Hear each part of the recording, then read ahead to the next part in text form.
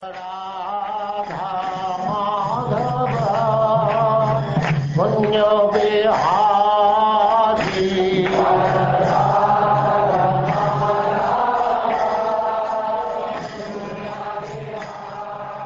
now we begin the 5th canto, Chapter 1, The Activities of Maharaj Priyavrata.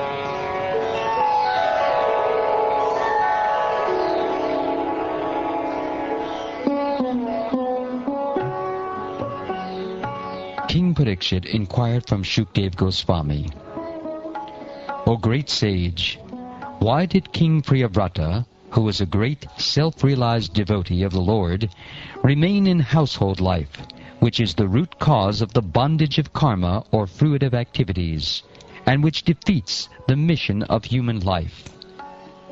Devotees are certainly liberated persons.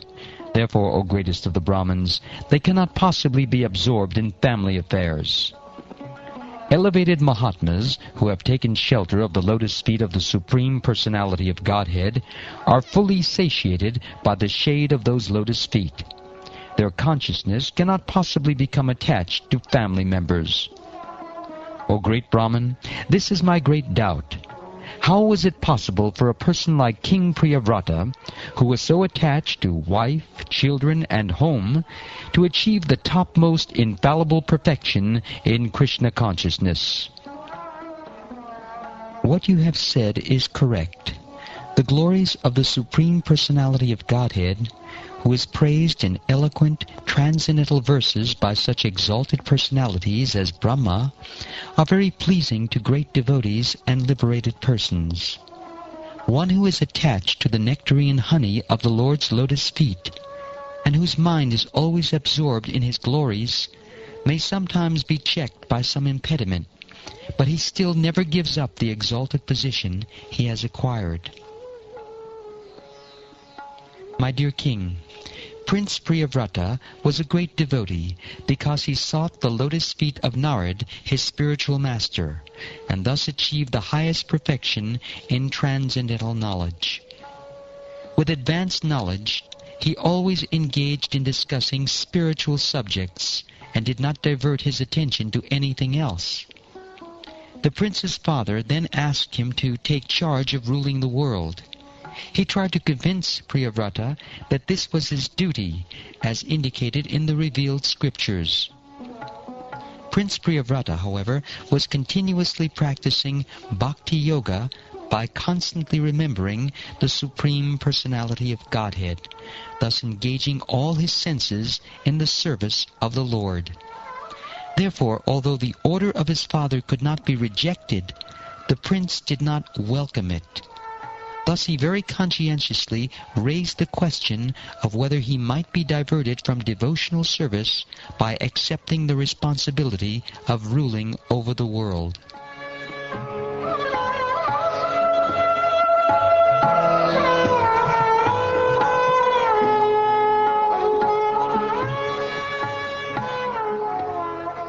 The first created being and most powerful demigod in this universe is Lord Brahma, who is always responsible for developing universal affairs.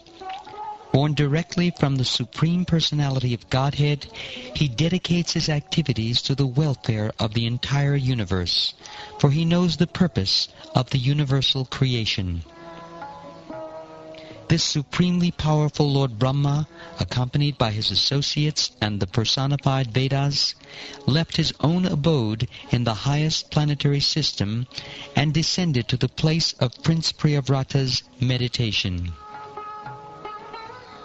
As Lord Brahma descended on his carrier, the great swan, all the residents of the planets named Siddhaloka, Gandharvaloka, Sadhyaloka, and Charanaloka, as well as great sages and demigods flying in their different airplanes, assembled within the canopy of the sky to receive Lord Brahma and worship him.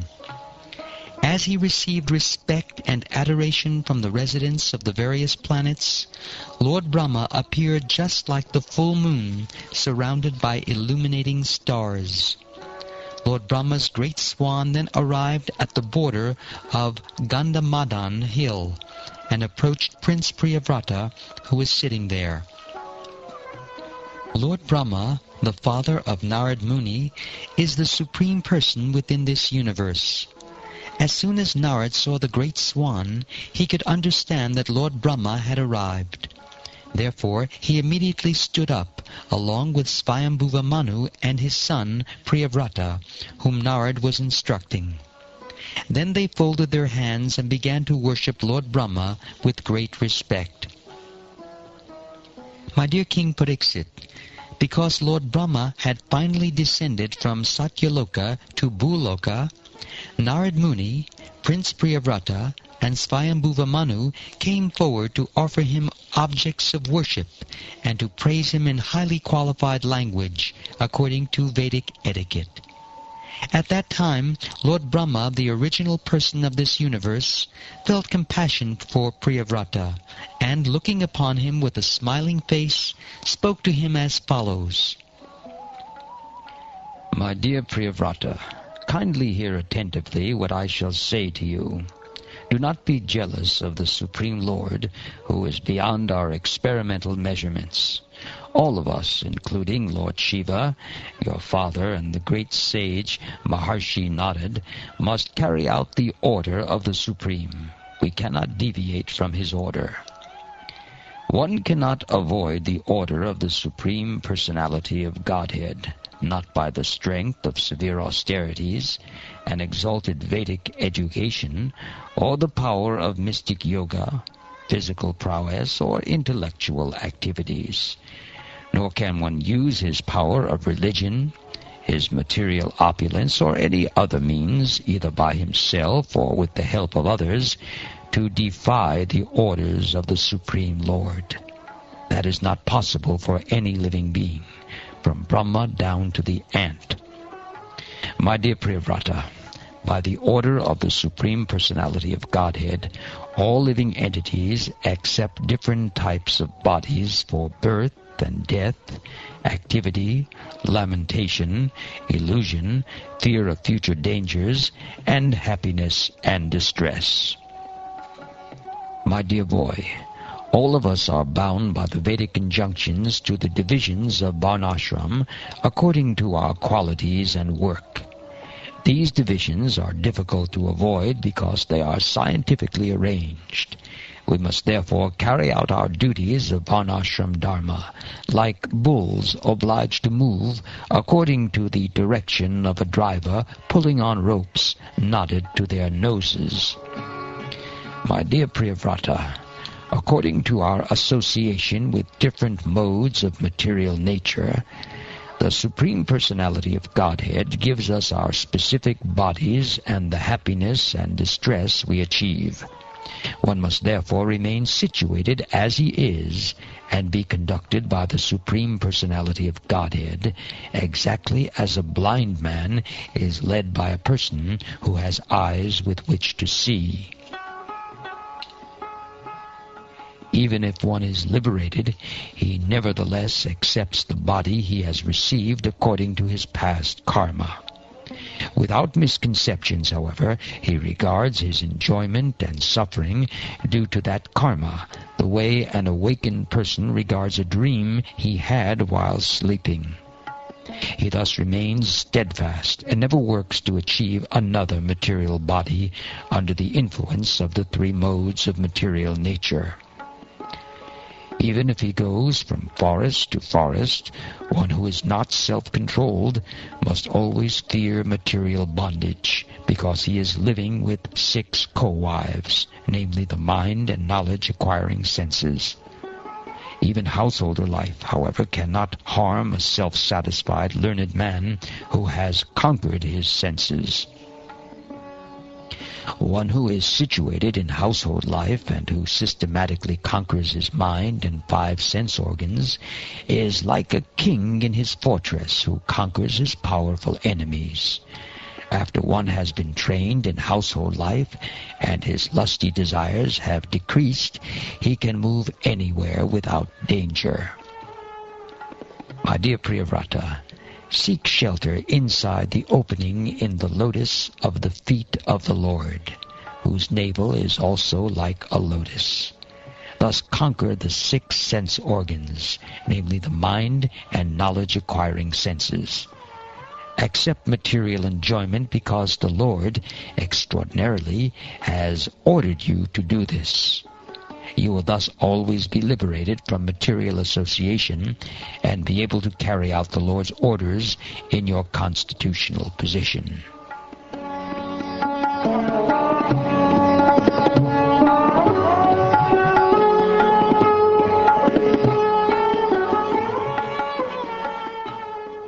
Sri Shukdev Goswami continued, After thus being fully instructed by Lord Brahma, who is the spiritual master of the 3 worlds, Priyavrata, his own position being inferior, offered obeisances, accepted the order, and carried it out with great respect. Lord Brahma was then worshipped by Manu, who respectfully satisfied him as well as he could. Priyavrata and Narad also looked upon Brahma with no tinges of resentment. Having engaged Priyavrata in accepting his father's request, Lord Brahma returned to his abode Satyaloka, which is indescribable by the endeavor of mundane mind or words. Swayambhuva Manu, with the assistance of Lord Brahma, thus fulfilled his desires. With the permission of the great sage Narad, he delivered to his son the governmental responsibility for maintaining and protecting all the planets of the universe. He thus achieved relief from the most dangerous, poisonous ocean of material desires. Following the order of the Supreme Personality of Godhead, Maharaj Priyavrata fully engaged in worldly affairs, yet he always thought of the lotus feet of the Lord, which are the cause of liberation from all material attachment. Although Priyavrata Maharaj was completely freed from all material contamination, he ruled the material world just to honor the orders of his superiors. Thereafter Maharaj Priyavrata married Barishmati, the daughter of the Prajapati named Vishvakarma. In her he begot 10 sons equal to him in beauty, character, magnanimity, and other qualities. He also begot a daughter, the youngest of all, named Urjasvati. The 10 sons of Maharaj Priyavrata were named Agnitra, Idmajiva, Yajnabahu, Mahavira, Hiranyareta, Kritaprishta, Savana, Medatiti, Vitihotra, and Kavi. These are also names of Agni, the fire god. 3 among these 10, namely Kavi, Mahavira, and Savana, lived in complete celibacy. Thus trained in brahmachari life from the beginning of childhood, they were very conversant with the highest perfection, known as the Paramahansa ashram. Thus situated in the renounced order from the beginning of their lives, all 3 of them completely controlled the activities of their senses and thus became great saints. They concentrated their minds always upon the lotus feet of the Supreme Personality of Godhead, who is the resting place of the totality of living entities, and who is therefore celebrated as Vasudeva. Lord Vasudeva is the only shelter of those who are actually afraid of material existence. By constantly thinking of his lotus feet, these 3 sons of Maharaj Priyavrata became advanced in pure devotional service. By the prowess of their devotional service, they could directly perceive the Supreme Personality of Godhead, who is situated in everyone's heart as the Supersoul, and realized that there was qualitatively no difference between themselves and Him.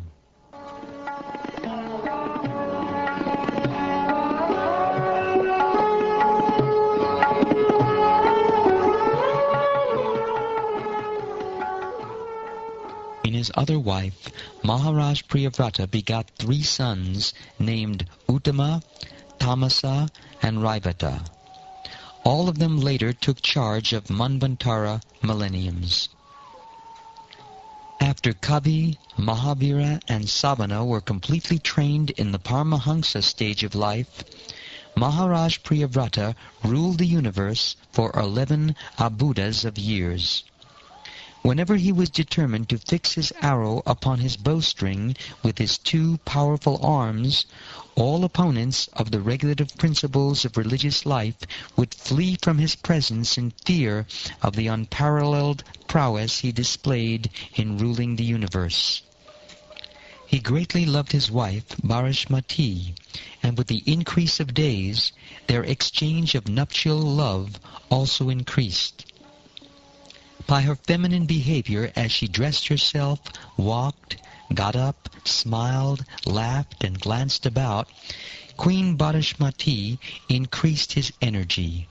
Thus, although he was a great soul, he appeared lost in the feminine conduct of his wife. He behaved with her just like an ordinary man, but actually he was a great soul. While so excellently ruling the universe, King Priyavrata once became dissatisfied with the circumambulation of the most powerful sun god. Encircling Sumeru hill on his chariot, the sun god illuminates all the surrounding planetary systems. However, when the sun is on the northern side of the hill, the south receives less light, and when the sun is in the south, the north receives less. King Priyavrata disliked this situation, and therefore decided to make daylight in the part of the universe where there was night. He followed the orbit of the sun god on a brilliant chariot, and thus fulfilled his desire. He could perform such wonderful activities because of the power he had achieved by worshipping the Supreme Personality of Godhead.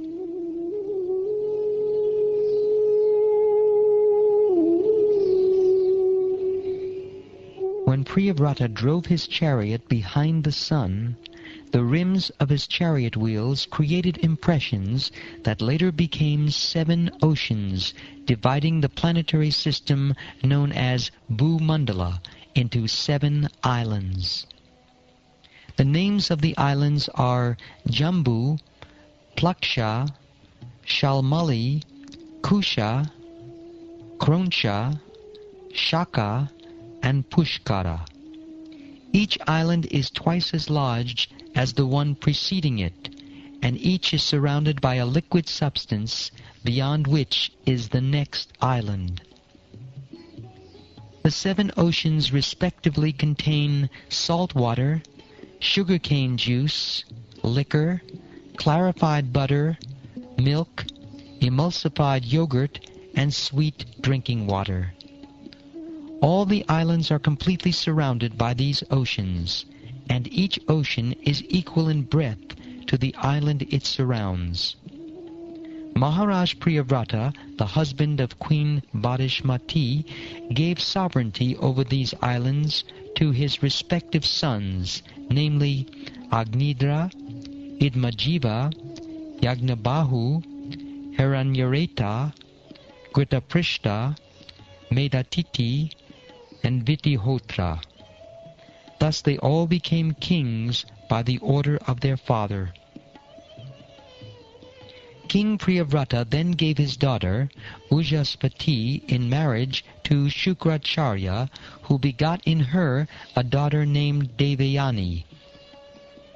My dear king, A devotee who has taken shelter of the dust from the lotus feet of the Lord can transcend the influence of the 6 material whips, namely hunger, thirst, lamentation, illusion, old age, and death, and he can conquer the mind and 5 senses.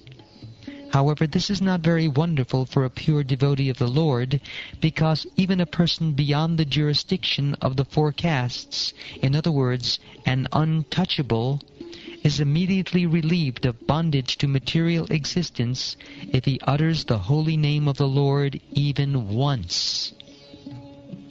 While enjoying his material opulences with full strength and influence, Maharaj Priyavrata once began to consider that although he had fully surrendered to the great saint Narad and was actually on the path of Krishna consciousness, he had somehow become again entangled in material activities. Thus his mind now became restless, and he began to speak in a spirit of renunciation. The king thus began criticizing himself. He said, "Alas, how condemned I have become because of my sense gratification. I have now fallen into material enjoyment, which is exactly like a covered well. I have had enough. I am not going to enjoy any more. Just see how I have become like a dancing monkey in the hands of my wife. Because of this, I am condemned." By the grace of the Supreme Personality of Godhead, Maharaj Priyavrata reawakened to his.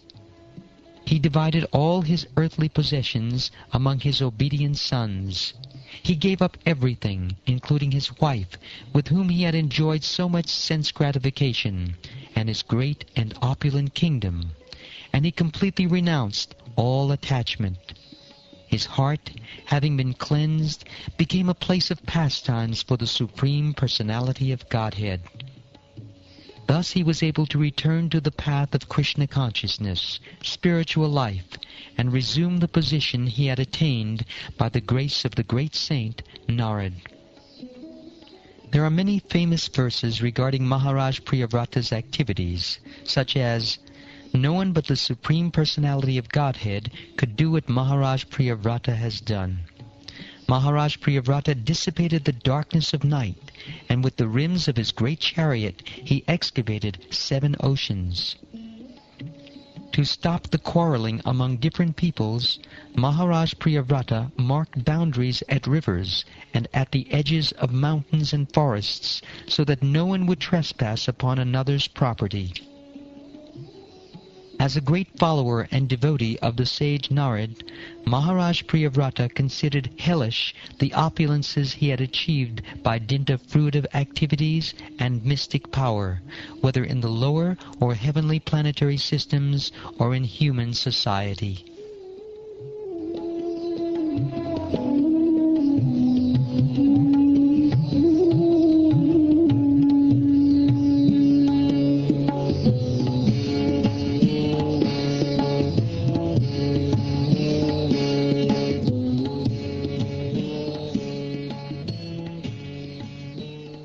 Thus ends the first chapter of the 5th canto of the Srimad Bhagavatam, entitled The Activities of Maharaj Priyavrata.